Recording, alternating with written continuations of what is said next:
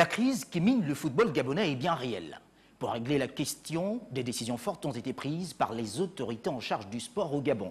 Depuis le 27 mars 2019, le Gabon n'a plus d'équipe nationale de football. Quel avenir pour le football gabonais?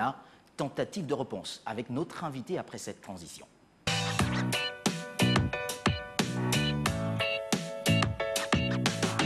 Madame, Messieurs, bienvenue dans cette émission Décryptage. Un invité, Alain-Claude Bilibinze, ministre d'État, ministre des Sports. Monsieur le ministre d'État gabonais en charge des sports, bienvenue dans ce studio. Merci. Merci d'avoir accepté notre invitation. On aborde avec vous cette question liée justement au football gabonais. Aujourd'hui, on sait que les Panthères du Gabon n'iront pas à cette Coupe d'Afrique des Nations en 2019. Le constat que vous avez fait justifie-t-il aujourd'hui les dernières décisions prises? Les Panthères du Gabon ont participé à la CAN 1996. Oui. Les Panthères du Gabon ont été qualifiés pour la CAN 2010. Pour la CAN 2012, nous l'avons organisée. La CAN 2015, nous avons été qualifiés. La CAN 2017, nous l'avons organisée. Et malheureusement, nous n'irons pas au Caire parce que nous avons été éliminés. Éliminés dans un groupe où sur papier, nous étions au moins deux à prétendre au titre de qualification. Le Gabon, bien sûr, et le Mali. Cette élimination a été un révélateur des dysfonctionnements qu'il y a dans le football gabonais depuis de très longues années. Lorsque nous sommes arrivés à la tête du ministère gabonais des Sports, nous avons engagé un round de discussion, d'écoute, de dialogue, et nous avons commencé à prendre des décisions. Les constats qui ont été faits, c'est que le football gabonais souffre de son organisation, souffre dans son fonctionnement et souffre dans son modèle économique, dans son financement. Et si nous ne changeons pas, nous pourrions encore aller de la sorte pendant 10 ans ou 20 ans, nous n'aurons pas de résultats. Or, la raison principale pour laquelle l'État s'investit dans le sport, c'est qu'il y ait quand même des résultats. Même si nous ne remportons pas la Coupe d'Afrique des Nations, mais qu'au moins, pour chaque contribution, nous parvenions à améliorer systématiquement les résultats. Ce qui n'est pas le cas aujourd'hui et nous le déplorons. Est-ce que cette décision serait un aveu d'échec quand même, puisque vous êtes à la tête de ce département ministériel depuis 10 mois? Mais ça veut dire quoi un aveu d'échec? Qu'est-ce que ça veut dire depuis un aveu d'échec? Je suis arrivé il y a 10 mois. La plupart des joueurs qui sont en sélection nationale sont là depuis 2010, 2012 et 2017. Oui. Est-ce qu'ils ont gagné avant? Donc en quoi est-ce que mon arrivée serait un aveu d'échec? Moi je fais des constats. Les constats que chaque Gabonais peut faire aujourd'hui. C'est que notre équipe nationale s'appelait Azingo National. On a changé de nom parce qu'on ne gagnait pas. Le changement de nom ne nous a pas aidé à gagner non plus. C'est que c'est la méthode qui ne fonctionne pas. Je vous dis, nous avons un football qui souffre de son organisation. Ça veut dire quoi? Ça veut dire qu'aujourd'hui, le football de masse n'est pas bien structuré. Nous n'avons pas d'école de formation digne de ce nom. Nous n'avons pas non plus un football amateur qui monte en puissance et qui va nourrir l'élite. Or, si ceci n'est pas structuré, vous pouvez avoir une élite. On a aujourd'hui, dans notre équipe nationale, des joueurs de rang mondial. Et c'est une très bonne chose. Mais qu'est-ce qui fait que lorsqu'ils sont en sélection, malheureusement, ça ne nous aide pas à avoir des résultats? C'est qu'il y a un problème d'organisation qu'il faut reconnaître. C'est qu'il y a un problème de structuration qu'il faut reconnaître. C'est qu'il y a un problème de discipline et d'engagement. Lorsqu'on est en sélection nationale, la première chose, c'est la nation. On vient pour la nation. Or, moi, j'ai regardé la plupart des matchs. J'ai le sentiment qu'ils n'ont pas conscience qu'ils se battent pour une nation qui les soutient. Qui les soutient parce que le peuple se déplace, les populations espèrent, les populations y croient, mais qui soutient aussi parce que le contribuable met de son argent pour cette équipe et le résultat n'est pas au rendez-vous. Mais aujourd'hui, il n'y a que même le sélectionneur des Panthères du Gabon, Daniel Cousin, a été limogé. Entre-temps, ce qui a été expliqué, ce serait que son contrat s'achevait justement dans cette même période. Qu'est-ce qui a également mené à cette décision, puisqu'il y a eu tellement de questions autour de... Ça a été expliqué par qui? Voyez-vous, M. Daniel Cousin, c'est un compatriote. Ouais. Et à titre personnel, j'ai rien contre M. Daniel Cousin. Je pense même avoir contribué à son arrivée à la sélection nationale, à la tête de la sélection nationale. Nous avons signé avec M. Daniel Cousin un contrat qui était très clair. Nous l'avions engagé pour une période de 10 mois, couvrant de octobre 2018 à juillet 2019. Pendant cette période, il avait la mission de qualifier l'équipe. Et le contrat est très clair. En cas de non-qualification, le contrat est rompu de droit. Donc ce n'est pas un débat. Nous appliquons les termes du contrat que nous avons signé avec M. Daniel Cousin. Ça ne pouvait pas faire l'objet d'un débat. Mais aujourd'hui, on parle du football gabonais, de la dissolution de l'équipe nationale. À côté, il y a la fédération, par exemple. De nombreux compatriotes se posent des questions. S'il faut revoir ce football dans le fond et dans la forme, est-ce qu'il ne faudrait pas également revoir le rôle que joue la fédération à ce niveau-là? Nous sommes toujours en train de mélanger les problèmes et c'est pour ça qu'on ne les règle pas. Le problème de la fédération, c'est une chose qu'il faudra pouvoir régler avec la fédération. Je rappelle que le bureau actuel est élu et qu'il ne revient pas à l'État d'aller dissoudre un bureau élu. Je le rappelle quand même au passage. Oui. Cependant, l'État doit contraindre la fédération au respect d'un contrat que l'État n'a pas proposé à la fédération. Donc nous allons proposer à la fédération un contrat d'objectifs et de performance qui nous permettra de vérifier que la fédération atteint les résultats qu'on lui a assignés selon le contrat qu'on aura signé. Si ce n'est pas fixé dans un texte, sur quelle base va-t-on juger des performances de la fédération? Donc il ne faut pas mélanger. C'est parce qu'on veut tout régler à la fois que finalement on ne règle rien. Le problème de la sélection, nous mettons les ressources à disposition. Ça ne marche pas. Nous changeons de sélectionneur, ça ne marche pas. Donc il y a une remise à plat nécessaire pour voir qu'est-ce qu'on garde, qu'est-ce qu'on ne garde pas. C'est quand même pas la première fois qu'un pays prend une telle décision. Monsieur le ministre d'État, sur quelle période, puisque vous parlez quand même d'une programmation, vous parlez de revoir justement le fonctionnement du football gabonais? Sur ce sujet, nous devons éviter la dictature de l'urgence. D'accord. Nous voulons travailler sur une période d'au moins 10 ans. Je ne serai pas ministre pendant 10 ans. Je ne le pense pas et personne aujourd'hui ne le pense. Mais nous devons aller sur une période de 10 ans au moins, ce qui englobe 2 Olympiades. Pourquoi? Parce qu'il faut prendre le temps de la détection, de la formation, de l'encadrement. Il faut que le football gabonais reparte sur les fondements. La formation, c'est le fondement essentiel. Vous ne pourrez pas avoir de résultats si vous ne passez pas par la formation. Or, la formation, ça veut dire que vous avez une direction technique nationale qui fonctionne, une fédération qui fonctionne et un ministère qui impulse, qui canalise et qui vérifie, qui contrôle. Si on n'a pas ces 3 étapes, on peut continuer à mettre de l'argent, on le mettra au mauvais moment, au mauvais endroit, il n'aura pas de résultat. Donc la période, c'est au moins 10 ans. Mais après, c'est l'aboutissement. Il y a des décisions à prendre maintenant, il y a des actions à mener maintenant. Donc dans les semaines à venir, avant la fin du mois d'avril, le sélectionneur sera connu. Avant la fin du mois d'avril, la direction technique nationale sera connue. Avant la fin du mois d'avril, on pourra procéder, à partir du mois de mai, à nouveau à une présélection pour vérifier qui est apte aujourd'hui à revenir en sélection nationale. Donc ça, je suis désolé, nous sommes obligés de le faire. Alors, avant vous, votre prédécesseur, par exemple, parlons du docteur Nicolas Sellé, ministre des Sports, à son époque, a également essayé de remettre à plat le sport gabonais, parlant du football. Il y a eu comme un échec à ce niveau-là. Vous arrivez également, après 10 mois, le constat il est fait et vous décidez de vous avancer également sur ce même chemin. Quels sont les résultats souhaités? Et donc vous pensez qu'il y aura aussi un échec? C'est une question, monsieur le ministre d'État. Non, mais d'accord, il n'y a pas de problème. Mais vous savez, on tente une opération, elle ne marche pas, ce n'est pas pour autant qu'il faut abandonner. C'est pour cela que nous avons du mal à avoir des résultats dans notre pays. C'est qu'une fois qu'on a essayé, que ça n'a pas marché, on abandonne. Il faut insister. Je vous le dis encore une fois, cette équipe, j'ai vécu avec elle, j'ai vécu auprès d'elle, j'ai vu fonctionner. Et je vous le dis, cette équipe n'est pas capable de résultats pour au moins 2 raisons. La première, c'est qu'il manque de cohésion dans cette équipe. La seconde, c'est qu'il manque de discipline. Or, sans cohésion et sans discipline, il n'y a aucun résultat possible. Et ça ne concerne pas que les joueurs. La dissolution de l'équipe nationale, ça veut dire qu'aujourd'hui, plus personne ne peut se revendiquer être membre du staff de l'équipe nationale. Ni manager, ni entraîneur adjoint, ni médecin de l'équipe, ni masseur, ni quoi que ce soit. Il n'y a plus aujourd'hui personne qui peut se revendiquer d'être de l'équipe nationale. Donc, nous remettons les compteurs à 0 et nous fixons la règle. C'est quoi la règle? Quels sont aujourd'hui les critères pour venir en sélection nationale? Comme encadreur, comme membre du staff technique et comme joueur. Deuxième chose, nous élaborons une charte d'engagement. Tout joueur appelé en sélection doit signer cette charte d'engagement qui mettra en avant l'exaltation de la nation, le patriotisme, le drapeau, le respect de ses coéquipiers, le respect des valeurs qu'il faut porter, le respect des institutions, le respect de l'hymne national. J'ai pu constater, pour le déplorer, que certains ne le chantent même pas. Mais c'est une obligation qu'on va mettre dans la charte, chanter l'hymne national.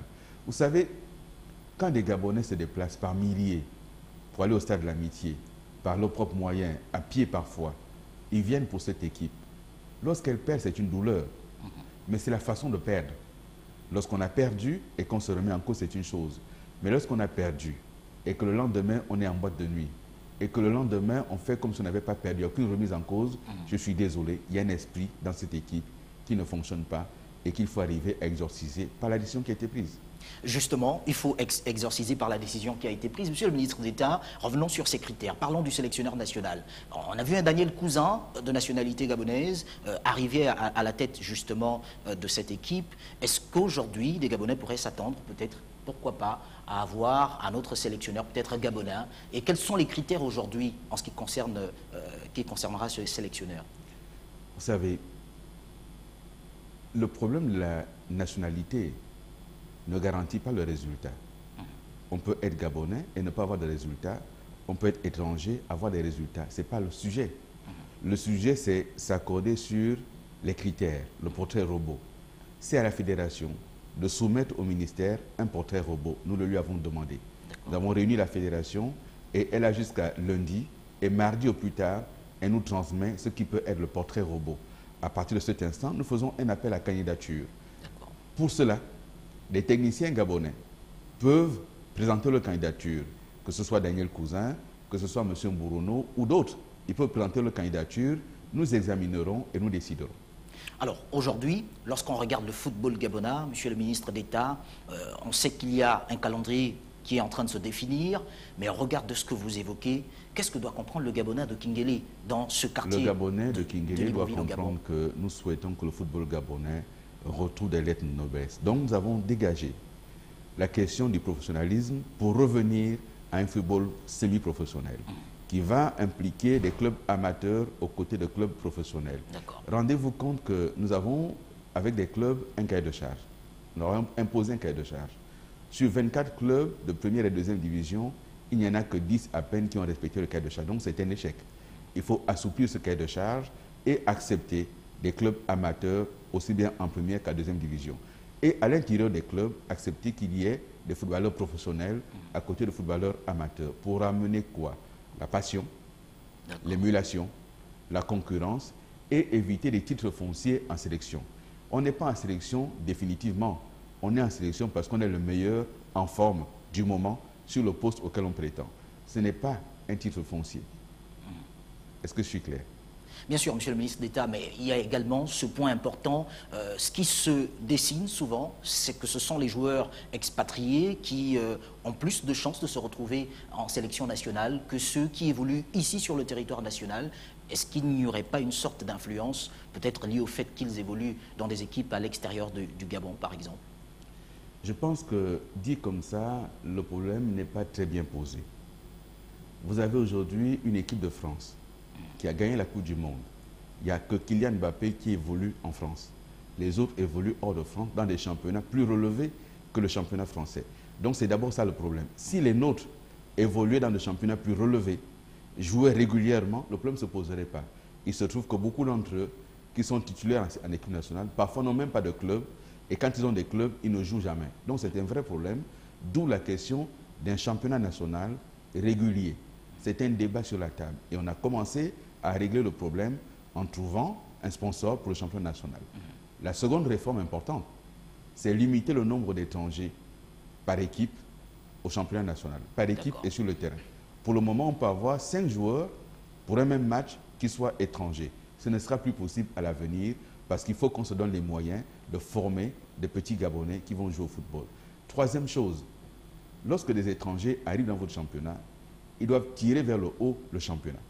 Aujourd'hui, il n'y a aucun joueur étranger évoluant au Gabon qui fasse partie de sa sélection nationale. Donc c'est un problème. Lorsqu'on a le championnat d'Espagne, si on enlevait les expatriés, ce championnat n'aurait plus de sens. Parce que les expatriés y apportent du niveau, de la technicité. Et l'Espagne y apporte de l'argent. C'est ce qu'il faut mettre en œuvre. Et aujourd'hui, lorsque vous regardez ce football gabonais, avez-vous espoir que demain sera meilleur après justement les dernières mesures fortes que vous venez de prendre? Je viens d'indiquer qu'il faut construire sur la durée. D'accord. Nous devons sortir de la dictature de l'urgence. Nous devons éviter de penser que les actes posés aujourd'hui vont avoir des fruits forcément demain. Parce que c'est là qu'on va se tromper. Demain, il y aura des échecs, mais il faut recommencer. En insistant sur les lignes qu'on a tracées.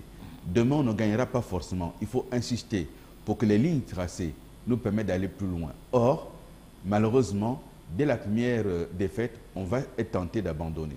Vous me parlez du portrait robot. Il est important de dire que chez nous, nous voulons aujourd'hui que le sélectionneur national travaille en étroite collaboration avec la direction technique nationale et aller encadrer depuis les pupilles, les benjamins, les minimes, les cadets, les juniors, avoir la possibilité de voir un enfant progresser, arriver à maturité. Et il faut régler la question de l'âge. Vous savez, j'ai discuté avec le directeur national de la médecine du sport qui m'a fait une observation. C'est que nous avons une équipe qui a aujourd'hui une moyenne d'âge de 29 à 30 ans. Et on affronte des équipes nationales dont la moyenne d'âge est de 22-23 ans. C'est un problème parce que lorsqu'on a 30 ans, on n'a pas les mêmes capacités physiques sur le terrain qu'un gamin qui a 25 ans. Monsieur le ministre d'État, ministre en charge des sports, Alain-Claude Bilibinze, la dernière question que nous souhaitons aborder avec vous est celle liée justement à la politisation aujourd'hui du secteur du sport au Gabon. De nombreux compatriotes s'interrogent puisqu'il y a souvent comme une influence des acteurs politiques derrière la sélection nationale gabonaise. Qu'en est-il exactement? Est-ce que ce problème sera réglé vu de l'extérieur puisque c'est un peu le reflet? Dans notre pays, quand on ne veut pas s'attaquer à un problème, on accuse les politiques. Moi, depuis 10 mois, je n'ai encore vu aucun politique qui a imposé un joueur en sélection nationale. Je me suis refusé, en ce qui me concerne, à influer sur le choix des joueurs. Daniel Cousin a librement fait appel aux joueurs de son choix. Donc, les politiques n'influent pas. En revanche, il y a des personnes extérieures qui, malheureusement, ont une influence négative sur et le banc et la tanière des Panthères. C'est pour ça qu'il faut rompre les liens. Il faut tout couper et rebâtir à zéro. Sur des bases saines. Il y a des gens aujourd'hui qui vous disent que bon, moi je gère tel et tel joueur. Donc s'il gère le joueur, c'est qu'il peut influencer le joueur à distance. Nous ne voulons plus de cela. Le joueur qui a d'autres liens que le sélectionneur sera écarté. Venons-en justement à ce que vous avez évoqué. On parle d'un certain nombre de mesures, des directions techniques nationales, par exemple, les charges, les primes, il y a également l'ouverture des académies sportives. Comment cela va-t-il se passer? Quel est le chronogramme qui est mis en place de façon à ce que le résultat définitif soit probant? Encore une fois, il faut que nous nous comprenions dessus.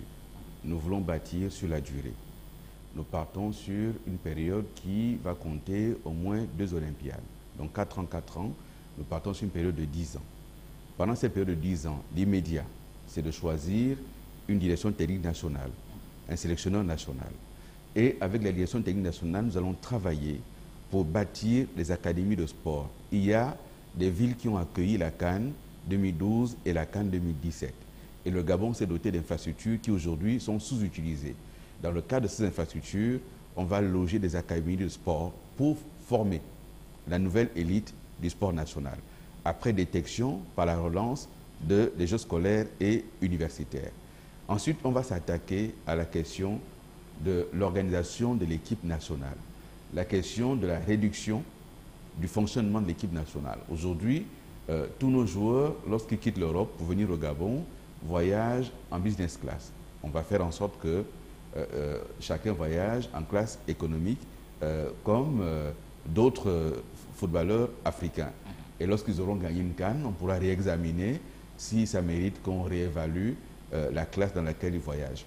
On va regarder également la question des primes. Pourquoi est-ce qu'il faut qu'on s'attaque à la question des primes? Parce qu'on a le sentiment aujourd'hui que beaucoup viennent en sélection uniquement pour la prime. Il faut qu'on vienne en sélection pour défendre son pays, pour les couleurs de son pays, et le pays ensuite fait un effort. Mais on n'exige pas les primes au préalable avant même d'avoir joué et d'avoir gagné. Et ensuite, faire en sorte qu'on arrête avec les primes de match nul. Parce qu'un match nul n'est pas une victoire. On mettra la prime de regroupement, on mettra la prime de victoire, éventuellement la prime de qualification. On annule les primes de match nul. Et à l'intérieur d'une même équipe, on va moduler les primes en fonction de ceux qui sont titulaires, de ceux qui sont remplaçants, le staff technique et ceux qui accompagnent. Aujourd'hui, tous ont la même prime et ça pose problème.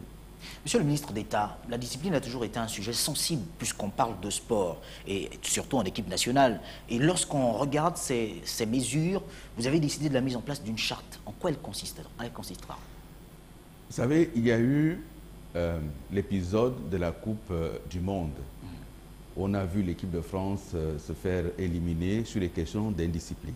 Ouais. On a vu des joueurs contester l'autorité du sélectionneur. Et ces éléments, nous les vivons tous les jours dans notre équipe nationale.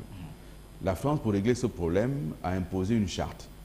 Et c'est ce qui a permis à Didier Deschamps de se séparer d'un certain nombre de joueurs à fort caractère. Malheureusement pour eux, ils ont quitté l'équipe nationale et Didier Deschamps a pu gagner avec la sélection qu'il s'est choisie lui-même.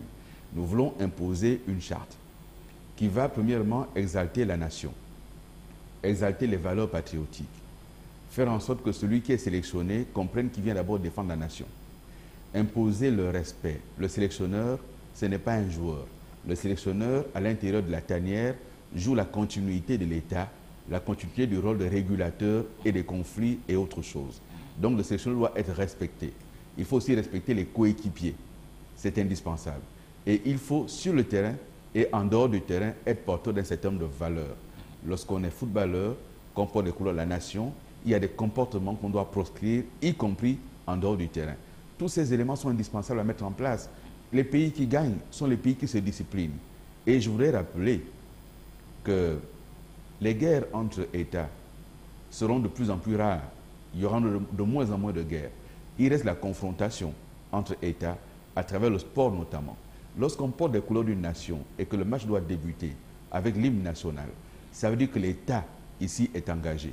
La nation est engagée, il faut donc être conscient de cela. Malheureusement, force est de constater que beaucoup d'entre eux n'en sont pas conscients et donc il faut remettre ces choses-là en bon ordre. Vous avez également évoqué la question d'un championnat régulier en première partie de cette émission.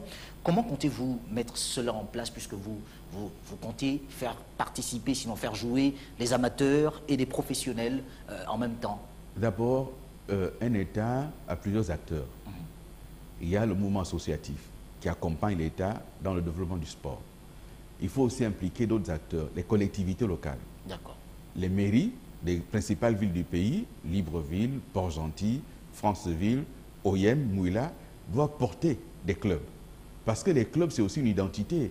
Lorsque vous avez des clubs londoniens qui s'affrontent, il y a une identité. Lorsque vous avez à Madrid, mais des derbies entre Real et Atlético, ça amène des gens au stade. Nos clubs aujourd'hui n'ont pas d'identité. C'est entre autres choses la raison pour laquelle les gens ne vont plus au stade, ils ne se reconnaissent pas dans ces équipes. Il faut à nouveau des équipes de quartier, d'arrondissement, de capitale provinciale pour que nous parvenions à nouveau à vibrer dans le sport. Ensuite, discuter avec les entreprises de leur implication dans le financement du championnat avec des contreparties qui peuvent être étudiées. Et là-dessus, le chef du gouvernement est en train de travailler avec le ministère de l'économie pour nous aider à mettre en place ce mode de financement. Et enfin, c'est la base de tout. Le sport de masse. Faire en sorte que le football se joue dans les quartiers. Donc mettre à disposition des gamins de quartier des terrains de proximité sur lesquels ils peuvent jouer. Et la direction technique nationale va sillonner les arrondissements, les capitales provinciales pour détecter. C'est un programme sur 10 ans. Ce n'est pas un programme qui s'achève à la fin de l'année 2019. C'est un programme sur 10 ans. Monsieur le ministre d'État, permettez-moi d'aborder également la question infrastructurelle, puisqu'on sait que l'État gabonais a dépensé énormément d'argent pour investir dans le domaine du sport, surtout en matière d'infrastructure. Aujourd'hui, la question d'entretien, justement, se pose également avec acuité. Je crois que depuis votre prise de fonction, vous avez certainement déjà effectué quelques déplacements à travers le Gabon pour vous rendre compte de ce qui se fait à l'intérieur du pays sur l'entretien, par exemple, de certains stades. Aujourd'hui, cette question est-elle réglée ? Vous posez la question de l'entretien et elle se pose. Mais vous auriez pu poser la question différemment. Comment est-ce que nous faisons pour mettre en valeur ces infrastructures? Donc, comment on les utilise? Rendez-vous compte que l'équipe nationale du Gabon n'a jamais joué à Oyem, n'a jamais joué à Port-Gentil.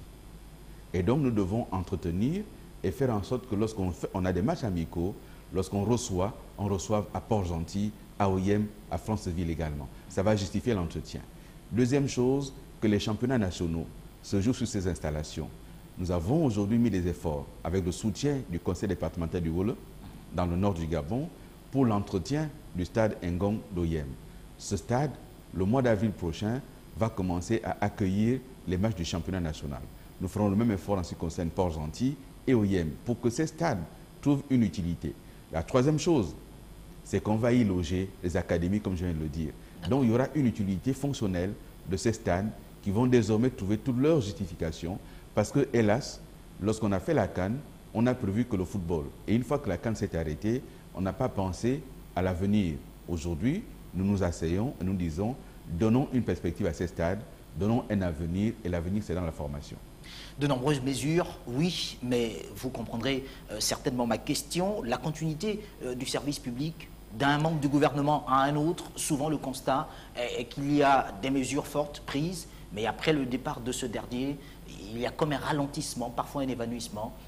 Selon vous, pensez-vous que des dispositions soient prises de façon à ce que même si demain vous n'êtes plus ministre d'État en charge des sports, ce qui aura été laissé par vous suivent le chemin indiqué? Hier, c'était hier et hier, c'est passé. D'accord. Demain n'est pas encore là. Travaillons sur le présent. Le problème que vous posez est réel.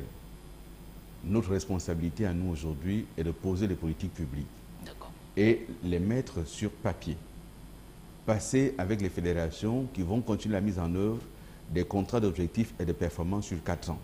De sorte que le ministre qui arrive, il trouve un contrat et il va travailler aussi à la continuité. Il peut le modifier à la marge. Il ne va pas corriger totalement les politiques publiques qui ont été arrêtées. Il faut quand même rappeler que ces mesures que nous énonçons aujourd'hui ont été présentées au Conseil des ministres et adoptées par le Conseil des ministres. Donc, cela est devenu une politique gouvernementale et ceux qui vont arriver après moi, parce qu'il y en aura après moi, vous en faites pas, je n'ai pas l'intention d'y rester toute ma vie, ceux qui vont arriver, j'espère qu'ils vont continuer. Monsieur le ministre d'État, dernière question, le football gabonais à court, moyen et long terme, que retenir? Dans l'immédiat déjà, il y a des mesures qui ont été prises. À court terme, nous avons l'ambition de travailler à nous qualifier pour la CAN 2021 au Cameroun.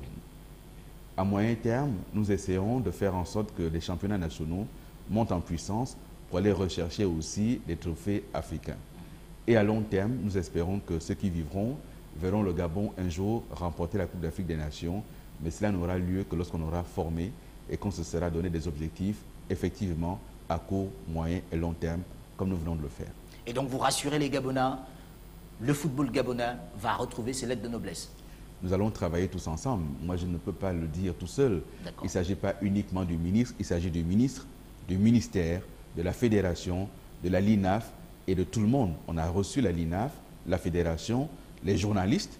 Nous avons également reçu les groupes de supporters à travers le comité des Panternautes. Parce que nous pensons qu'il faut associer tout le monde. C'est une démarche inclusive, une démarche collective qui nous aidera à gagner. Ce n'est plus une démarche individuelle. Merci. Alain-Claude Bilibinze, je rappelle que vous êtes le ministre gabonais d'État en charge des sports. Merci à vous d'avoir accepté cette invitation. C'est moi qui vous remercie pour l'opportunité. Ainsi s'achève cette émission décryptage sur Gabon 24. Nous avons abordé justement la question liée au football gabonais. Quel avenir? Des réponses apportées par le ministre gabonais d'État en charge des sports. Merci d'avoir été de nôtres. L'actualité continue sur Gabon 24. Au revoir.